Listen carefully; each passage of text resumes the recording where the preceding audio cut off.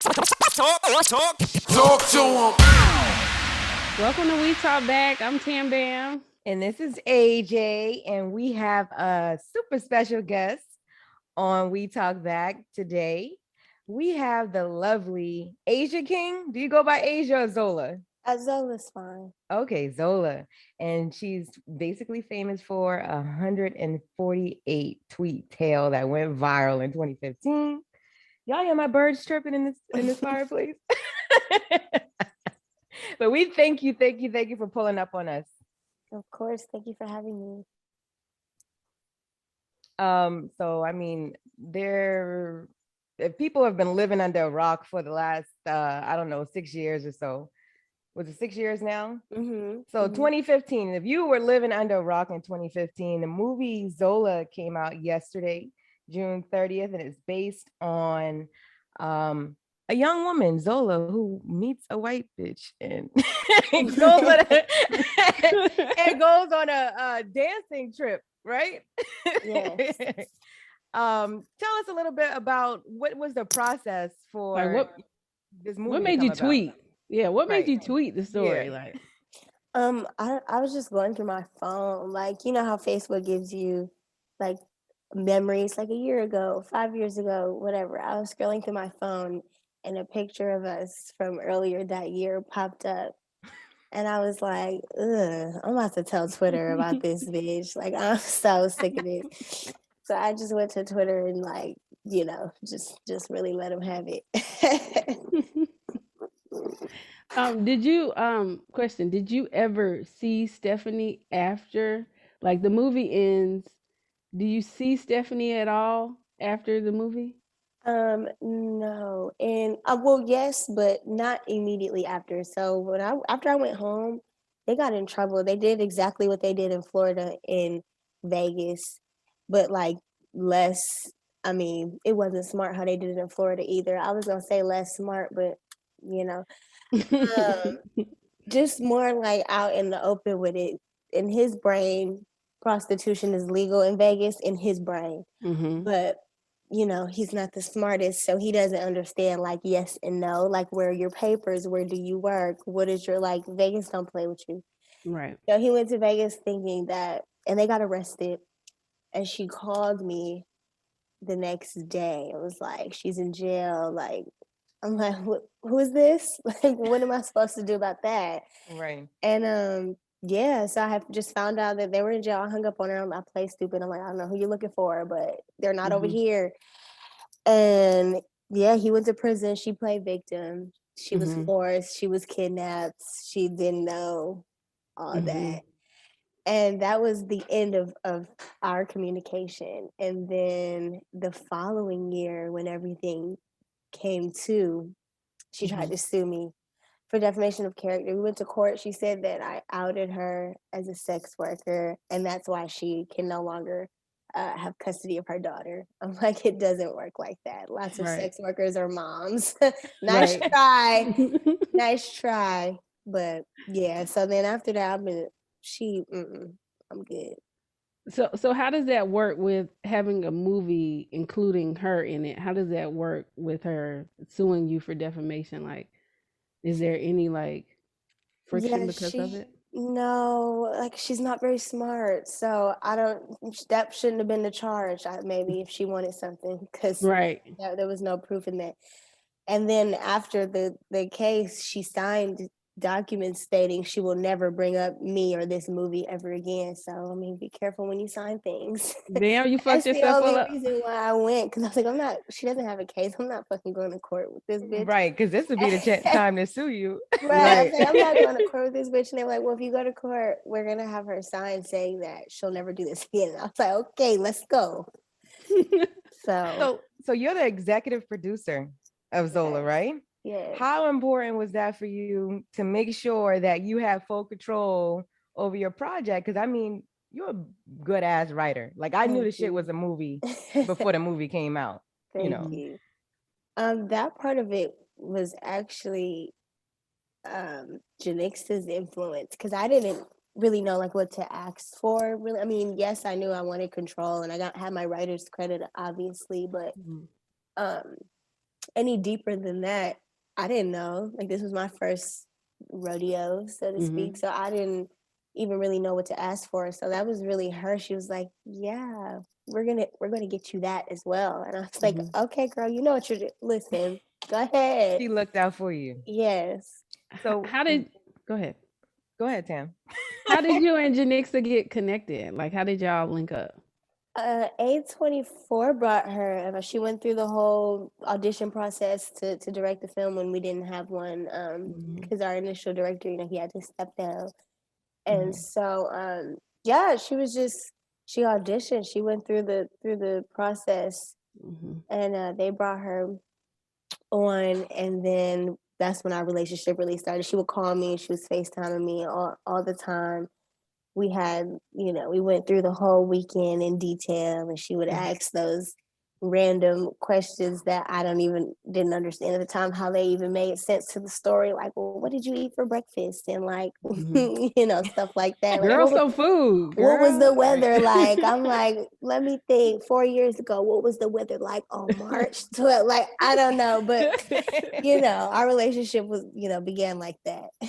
Did people immediately start reaching out to you after the tweets, or is this what was it like the timeline leading up to the movie? It was such a long timeline.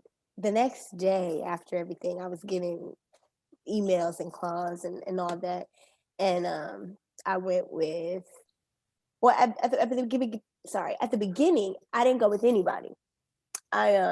We were just all in conversation. There was WME talks. There was, a lot of production companies reaching out, but I didn't go with anybody. That's how it happened. And then when James Franco reached out, he was like, I want to get to know you. I want to meet you. We have to do something with this. And my mother, who's my manager, and myself, we flew out to LA. And this was within the same time, so maybe a week, of the tweets. And we flew out, met him, talked. We didn't really talk business at that point. We just kind of, got to know each other. And I came back home, and that's when we decided we're going to go with Franco. So that was right after the tweets. Then maybe a year or two later, he has to step down. So, and there was a draft already, a script already, written up, and it wasn't the best. Could have been because there were no Black women in the writer's room. Could have been because there were no sex workers in the writer's room. So it was turning into one of those situations where non-Black perspectives are telling a Black experience, and it just wasn't authentic.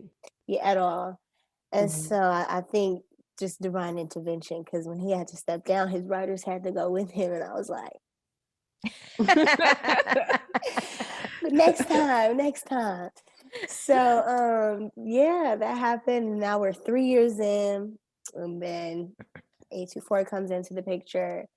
Janixa comes into the picture. Jeremy comes into the picture. A proper script is being written, and yeah, Taylor came on board, and then she had the original script too, and she even said herself, she's like, I was not doing this. I was like, yeah, like I wouldn't have either.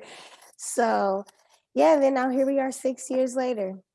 She did a really good job. Taylor Page did a really good job playing you. Did you have any role in picking the cast for the movie? No, the casting director, she nailed it. But Taylor specifically did ask for my blessing. She called me before she, really agreed. And I was like, yes. But I had already, I don't know if you were on Twitter at the time. Twitter was they were creating casts. Like they were making it. And there were so many with her picture. And so from day one, I was like, that actually, like, that makes sense. Especially compared to everyone else. I mean, like, who else really is there? I mean, and all the girls that had auditioned, I mean, I know Keke Palmer auditioned, like, love you, no thank you. Zoe Kravitz auditioned, which was crazy. Like 10 shades too light, but again, thank you. And so Taylor, it was just a no-brainer for me. So was there anything that happened that wasn't depicted in the movie that you wish that it was?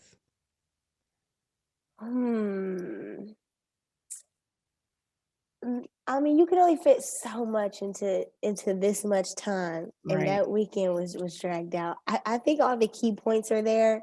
Mm-hmm. I do wish the little facts, but it's fine. I guess I'll just explain it because everyone always acts like, they assume I could have left sooner, or like, maybe that part of it wasn't clear. But when I first got there, like, he took my phone, he took my ID, he took my money. I didn't have any of my things, took my house key, like he took my things. Mm-hmm. And so it's like, at what point I'm gonna run out with what? Like, where am I gonna go? And then when he gave us those burner phones from Walmart, Mm-hmm. the he got two of them. One was for her, one was for me. And he's like, anytime they ring, just answer. Guys are gonna come up, whatever. I'm like, okay, cool. Well, he left it up to us to set them up. Like, he's like, these are the numbers, just set up the phones. I'm like, sure. Well, the whole weekend I just wouldn't set my phone up. So she set hers up. So obviously her phone's ringing and guys are Right. calling, they're coming up. But I just never set my phone up. And so he would come up and check and he'd be like, you still haven't gotten any calls? I'm like, no, it just won't ring. And so he went to the Walmart like 4 different times trying to get a different. I'm like, y'all are so still. I'm getting home just fine. Right. Like, y'all are so dumb. So I just wish that maybe we would have showed just how dumb, just how, not there they were. But I think the energy's there. I think you get Yeah. Right. it. So she took that $40 to a whole nother level based on the movie. Well, she took it 150 for the first one, right? But Yes. god damn, that's some cheap pussy. Like, Right. what? I was like, absolutely not. We can't do this. So question, being a sex worker, is it hard to have like a healthy relationship outside of your job? Yes and no. It's like, I don't know. It's a fine line, like, because it's you'll find someone and they'll be like, oh, I'm comfortable with it, like they think, and then Mm-hmm. once y'all get deeper into the relationship, they're like, so are you ever gonna stop? Do you think Right. you're gonna like no? Right. That's Look, girl, we have a Like, podcast and people may consider this sex work because we you talk know what about I'm saying? sex. Men may Like, consider that sex work. so are you ever gonna quit the club? Like, no, I don't even work at the club anymore. But if they call me for a one night only, I'm going. Like, get over it. On Can you period. supplement all this income? Like, come on now. So it gets there. You think that it's working out, and then that shit happens. So I guess it is. Yeah. Look, the scene in the movie with all the dicks, like all these That's different. one of my favorite scenes. It's like my favorite because I feel like if you aren't as sex positive, or if you haven't seen that many, or if you don't work in sex work, you just cannot fathom how many So different listen, I got a uses thing for there short are. men. I like short men, right? Because I always say short men got the biggest dicks. They Uh-huh. work the hardest. They just be like overall better men. So what you think? Taller, short. Who got the bigger dicks? Maybe short. It's the short, like stocky ones. Yes, the pit Like bulls. yeah. The pit bulls, girl. I love a pit bull. That's so funny. Man, that scene, it was so many different dicks. It was like little dicks, big Yes. dicks, small dicks, Yes. round dicks, grenade dicks. Like, it was so many different. I appreciated that because I don't feel like movies always show women's bodies. They Exactly. never show men's bodies. Some of them Some ain't have a dick. They just nuts. It Yeah, was that one just was a crazy. big nuts and no dick. Yeah, that one was crazy. So, And I so loved that about the film. Like, it's a stripper film about sex work, and you saw no titties, you saw lots of dicks. dicks, right? So, all right. Has it ever been someone like you were dealing with where their dick came out and you was like, yeah, no, I'm not gonna be able to touch that dick. I don't want no parts of that dick. And if so, why? in like just regular dating life, yes. And it was just he was too hairy. It was this interesting smell. I wouldn't even say it was a bad smell. It was just interesting. I was like, yeah, I'm good on that. Like, actually, oh my God, I think my period's here. Right. Just Hey, now. look, I don't think we should. I don't think we Actually, should. whoa, my mom's calling me. Let me go. But when I'm working, no, because I put myself in this other type of headspace. I'm like, I'm at work. Like it'd be like your boss coming and throwing a bunch of papers on your desk, and you're like, actually, I'm sick. I'm gonna go home. It's like I can't do that. I'm at work. Like he can't whip it out, and I'm like, actually, it's ugly. Never mind. Like it's already money in my hand. We already here. Just I'm at work. See, I had to throw that ugly dick back. I'm scared. So let me ask you this.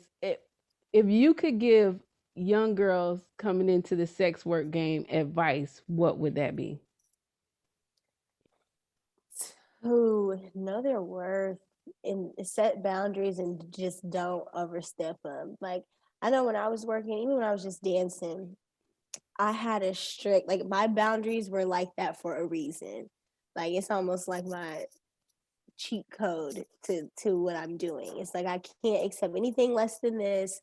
If you say you're not going to do something, really don't do it. Just set boundaries for yourself and follow them for It's your yourself. SOP, your standard operation procedures. Literally, it's like there's no way, I can't go away from these rules. I can't deviate from what I set for myself. If it's about the money, focus on the money.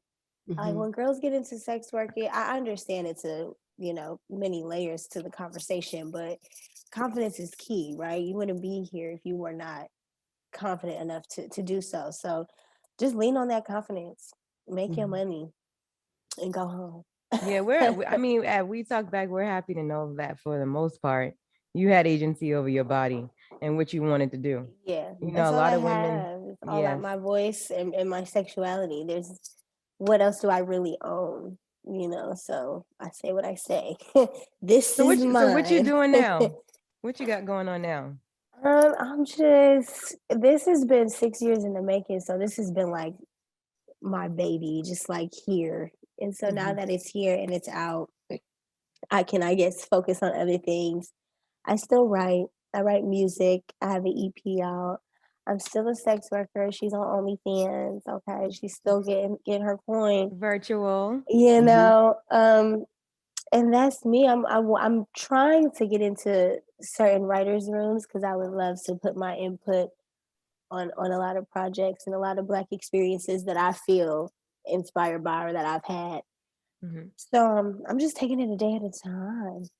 I'm open. I'm open to so many things. That's dope. So we have this segment called "Dumb Bitch Story," right? Because we've all been a dumb bitch at least once or twice in our life. Times Can two. you share?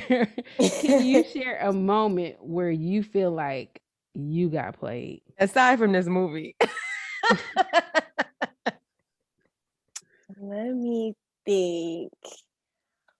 I mean, like so many times. I'm trying to think of one that's kind of okay. There was this one time I danced at. I was at some club at home in the city in Detroit, Mhm. and this was my first time dancing at this club. I usually dance at the white clubs because I make the most money. Whatever, it's levels to it. But I was dancing at this Black club for the first time, and they did full new dances like on the floor. I didn't know that. I was like, okay, because usually you got to go in the back or pay Mhm. for a private dance, whatever. So I'm like, okay, sure, I guess. So I'm doing this one full new dance, and my dumb ass, I don't know, maybe I had just been drinking too much. Like I didn't get my money beforehand. I'm like, how many songs you want? He's like four. I'm like, okay, cool. So I'm dancing, I'm keeping track of the music.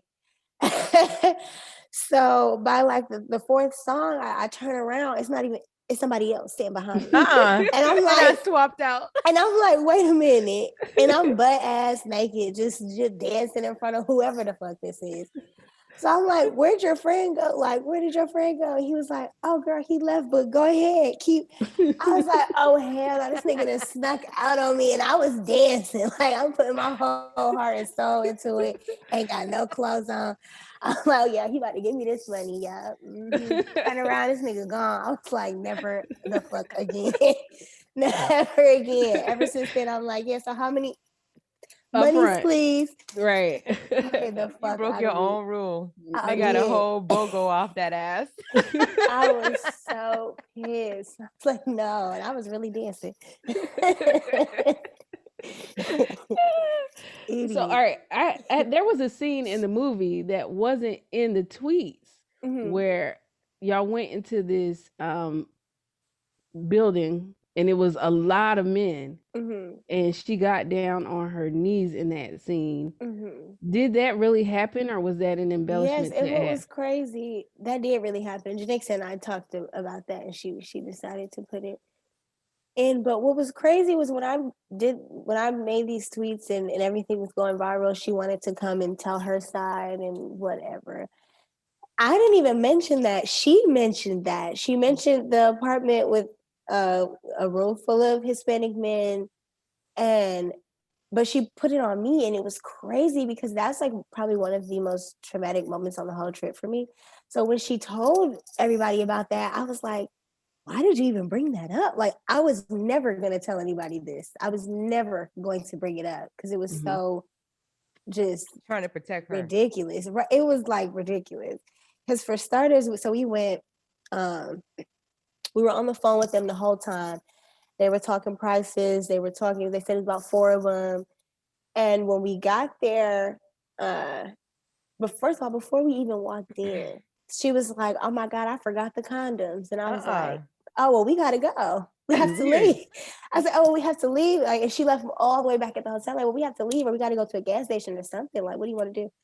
And she's like, "Well, we're already here now." And I was like, oh, "Okay. I mean, you grown, girl. Right. Okay." Woo. So we got inside. Like I said, we have been talking to them the whole time. They know prices. They know who's coming. Everything. We walk in.